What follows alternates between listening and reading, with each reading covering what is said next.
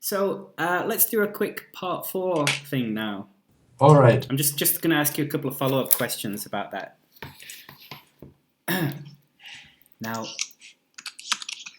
Sebastian, is listening to the radio just for old people? Well, you might say it's for old people, as the radio was actually the real first. It was the real first source of information the old people got besides the newspaper. But I do think the radio has evolved with other things like the internet, and it's today. I actually think that young people should listen to the radio too. But maybe Tim has a different opinion on it. Um, my opinion about that is that the radio is still an important part of today's life because mostly for listening to music, for free music especially. So I think it was important and it's still important. Not as important as other media, but yeah. So we listen to it a lot. I think you guys do too, right, Sebastian? Yeah, I actually do too. I like that Bayern 1, which is a very not conservative, but it plays rather old songs like oldies, and it would play brass band music from 7 o'clock to 8 o'clock p.m. Yeah, that's pretty. And it gives you kind of like this laid back and relaxed feeling and like a very optimistic thing. What's your favorite radio channel? Oh, I don't have a favorite one. Actually, I just listen to the one that's on, mostly by and dry. Now, Tim, the internet has killed libraries and we should close them all. Do you agree?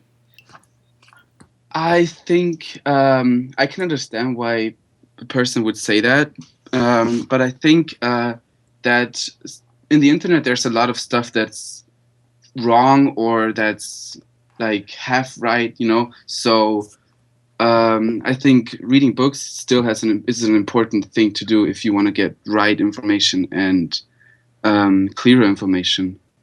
So yeah, what do you think about that, Sebastian? I totally oppose that opinion actually, because the radio is just giving you like superficial news. It's just saying like, hey, this guy won this and this election, but it's not really giving you the background information, and so you cannot really get like information around it. And the library is very important to get specific information about things like, for example, how bricks are built, or I don't know, whatever.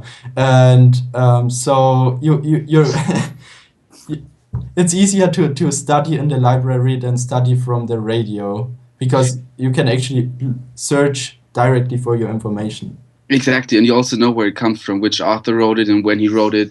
And the internet is most, because I thought we were supposed to talk about the internet, right, Sebastian?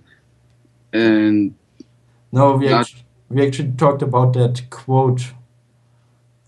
Okay, because I was confused if we had to talk about internet or radio compared to books. Yeah, I'm gonna step in there. The question was, the internet has killed libraries and we should... Yeah, right. That's true. The one before was about radio, but I've moved on now.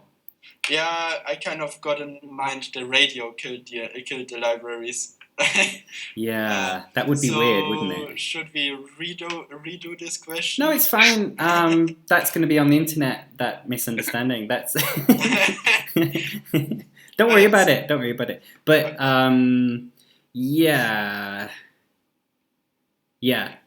Tim, you were right to correct him and to try to bring him back onto the topic. Yeah, I wasn't even sure if I was still saying yeah. if it was really the internet or if I just misunderstood something. So. If you get really confused about what the question is, what should you do in the exam? We should probably just ask, but I was like 100% sure it was like the radio killed the library. Yeah. Yeah. Well, just turn and say, what was the question again? Yeah. Yeah. I mean, probably at that point they will just move to the next question, but yeah, you can always check. So we should check with the interlocutor, right, and not with the partner.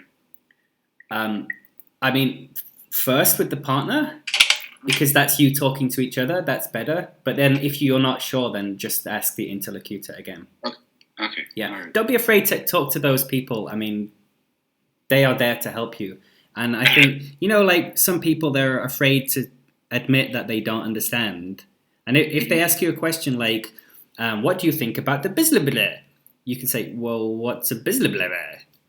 Right? I mean, you have to. Otherwise, you're going to be like, oh, well, I think the main problem with bizzle is that Donald Trump will be elected. Like, what? But, you have to know what the word is to talk about it. So, yeah. All right. That was good. Sebastian, I noticed you trying to use some high-level words that you've learned.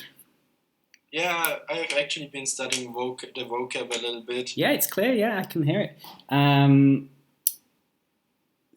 Tim, you're a little bit more like fluent, but not so many words coming out that you've learned.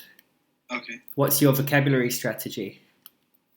I'm actually trying to learn a word a day. Right.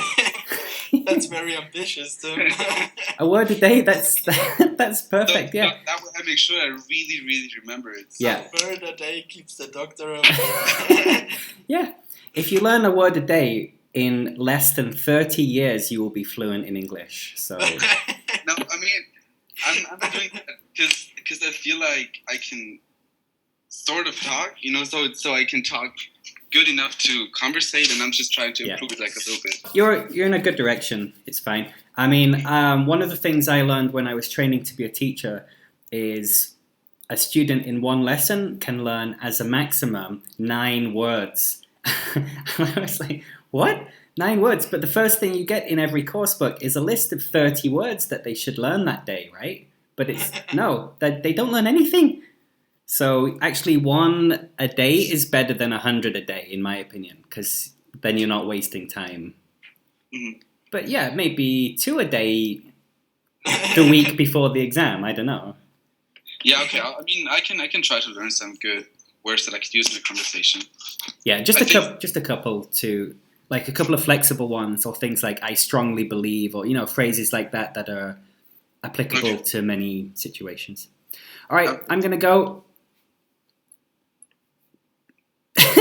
Say something. I'm going to go. I'm leaving now. The call is over. Oh. All right. Yeah. Thank you very much. You guys just sat there like, what's happening? So thanks for your time, guys, and good luck with the exam.